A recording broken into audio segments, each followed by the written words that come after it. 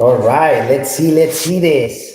Hello, everybody. Raul Luna here. Welcome to the Luna Fires, episode 51. Hey, you may hear some echo going on just because we're literally here in one of our fix and flips in San Francisco, California. So welcome Instagram, welcome Facebook, welcome YouTube. Hey, I just wanted it obviously to make sure that we make the space to come in and go ahead and share some wisdom with you guys, okay? And for the ones that are new to the channel, just in case you don't know what a Luna Fire is, Luna Fires is nothing more than daily experiences, epiphany moments, master ninja tips that we get to basically come here and share with you. So anyhow, I'm gonna go ahead and get started. I got 3 Luna Fires here today that I wanna share with you. And if you notice, we actually named it, real estate danger zone. We're going to be talking about 3, Luna Fires that, relates to the danger zones within the real estate investing world. Okay, so pay very close attention. But before I get started, go ahead and give me a like, leave me a message, subscribe, turn on the notification button so that you obviously get notified when we do these lives. And at the same time, do me a huge favor. Go ahead and share these videos with other people that you know that can tremendously benefit. Once again, if you hear echo in the background, it's because we're in one of our fix and flips here in San Francisco, and we wanted it to make sure that we did these lives before we hit out home and hit the traffic. All right, so let's get started. Luna Fire number 1, okay? Luna Fire number 1 of the real estate danger zone. It's more dangerous to pay a property in cash. And I know that you may disagree, and you pay a property cash, obligated to put insurance as fire policy, or if it's on a, let's just say that it's on a what is it? Oh boy, I went blank. On a flood zone. Let's say on a flood zone. Guess what? You're not obligated to put regular fire policy or flood zone. If you're in a flood zone, you're not obligated to put flood zone. A flood insurance and things like that. Not only that, there's many other factors that you're exposed to many things. You're not non-leverage, and it's interesting to me as a real estate investor, and I'm talking about wearing a real estate investor hat. It's preferably, to use loans. I like to use, especially if I'm going to do, quick fix and flip, I prefer to use hard money loans or private money loans. They're short-term loans, higher interest, normally no prepayment penalty. And there's many reasons. One, I get to have leverage. I get to have a second set of eyes that they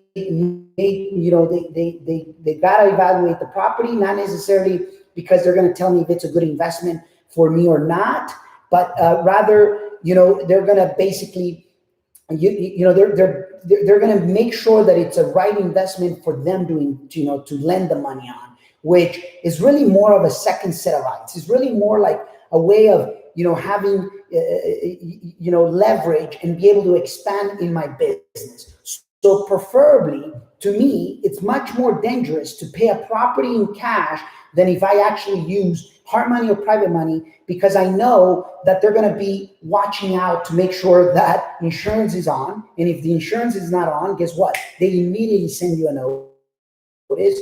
They, make sure that if you're in a flood zone, they're going to want to see a flood insurance. They go through, especially also another thing I can tell you, from title aspect, from title insurance. I've been in situations where if I did not have a loan on the property, the title insurance would have missed several things. And I'm not saying that title insurance wouldn't cover it, but when there's cash, 100% cash, literally, there is nothing that is basically protecting you, because a lot of things could be missed. Do you agree or disagree with that? Hey, I'm pretty sure that I'm missing many other things, but anyways, leave me a message down below, right? Number 2, Luna Fire number 2 on the real estate danger zone, okay? It is dangerous, not knowing how to negotiate. It is ultra dangerous, not knowing how to negotiate deals. And it's interesting because I can tell you straight flat out, especially when I first started, in my career as a real estate investor. I remember that I used to believe pretty much, whatever every single real estate agent told me, or whatever other real estate investor would say, or I used to, be as naive and believe basically everything that a contractor will tell me. And the reality is this, it is very dangerous if you don't develop the skills of negotiations. Would you agree with that or disagree? Okay. And the reason why I say is because, oftentimes you want to make sure that the deal, it's in your favor and the numbers make sense and that it's a win-win, all the way around. It's a win-win for you. It's as a buyer, as an investor, it's a win-win for the seller, but it's also a win-win for the real estate agent. And when I first started, being naive, not knowing how to negotiate, not knowing how to approach and how to communicate and how to articulate my offer and why is it, I'll give you an example, okay? Oftentimes I would, tell people like, hey, listen, how much do you want for your property? And they'll give me a number. And I would want to negotiate something very minor, like, hey, would you take, if I was to pay all cash, would you take just this amount? And today is very different. Today is like, hey, listen, this is how much I'm able to offer you because, I will be able to, close it extremely quick. I pay 100% all the standard closing costs because, you don't have to pay commission because, nobody else has to walk the property.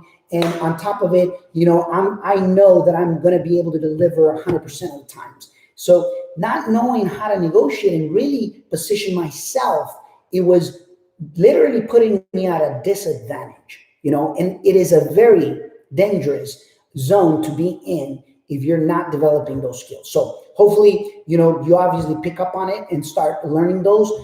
We can just do a complete course just in negotiations, just to really learn it and put it into practice. But, nevertheless, it is a dangerous zone. Let me know down below.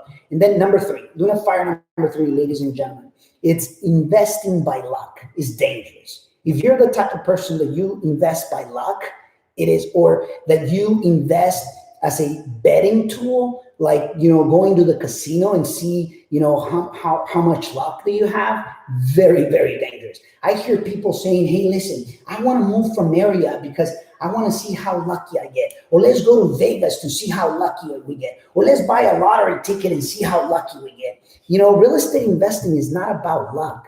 If you want to define luck, this is the best way that I can define it. It's when preparation meets opportunity. When you're prepared and it meets opportunity, you pull the trigger, not by luck, but because you're investing by knowledge. You're investing by data. And see, once again, investing by luck, it's a dangerous zone in the real estate world. I'm pretty sure that it's on any, investing world. But I'm speaking for the real estate community because I've seen it over and over and over. I used to invest by luck. Let me tell you why I believe it's investing by luck. By overpaying, by underestimating the renovation, by not paying yourself, by literally saying, hey, I can weather it out. I can wait 10, 15, 20 years and I'll make money on the long run.